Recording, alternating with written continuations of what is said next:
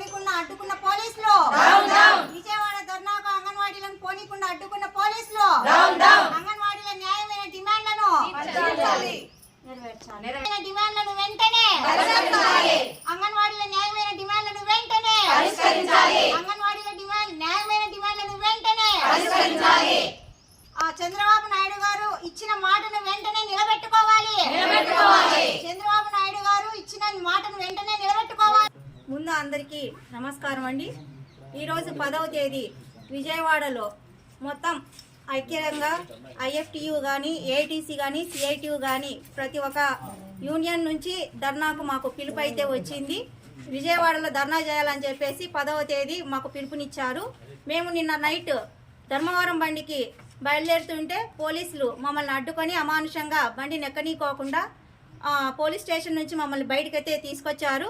మేము ఎంతసేపు వారించినా కూడా మమ్మల్ని అయితే వదలలేదు. ఇది చాలా అమానుషంగా ఉందనేసి మేమైతే తెలియజేసుకుంటున్నాము. గత ప్రభుత్వంలో మేము 42 రోజులు సుదీర్ఘంగా మేము పోరాటం చేసినప్పుడు ప్రతి ఒక్క టెంట్ దగ్గరికి వచ్చి ఇప్పుడున్న ప్రభుత్వము మాకైతే హామీలు ఇచ్చారు. మీ ఏదైనా కానీ మీ న్యాయమైన డిమాండ్లను మేము నెరవేరుస్తామని మాకైతే తెలియజేశారు వాళ్ళు.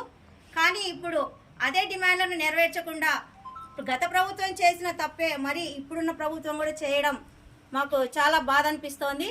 మేమేమి గొంతమ్మ కోరికలు ఎవరిని అడగడం లేదు. అసలు మా న్యాయమైన డిమాండ్లను మాకు జీతం పెంచుతామన్నారు, అది పెంచమన్నాము. గ్రాట్యుటీ అన్నారు. గ్రాట్యుటీ ఇంతకుముందు 1,25,000 అని గత ప్రభుత్వమే చెప్పింది. వీరొచ్చి ఇప్పుడు ₹1,00,000 చెప్తున్నారు. మినీలను మేం చేయాలని చెప్పాము, అది కూడా ఇంకా ఇప్పటికీ కాలేదు. ఇటువంటివి చాలా ఉన్నాయి. ఇటువంటివన్నీ మాకు వెంటనే తీర్చి ఏవైనా కానీ మేము అనుకున్న డిమాండ్లను మావి వెంటనే తీర్చాలని ఇప్పుడున్న ప్రభుత్వాన్ని, గౌరవనీయులైన ముఖ్యమంత్రి గారిని మేము మా అందరి తరపున కోరుకుంటున్నాను.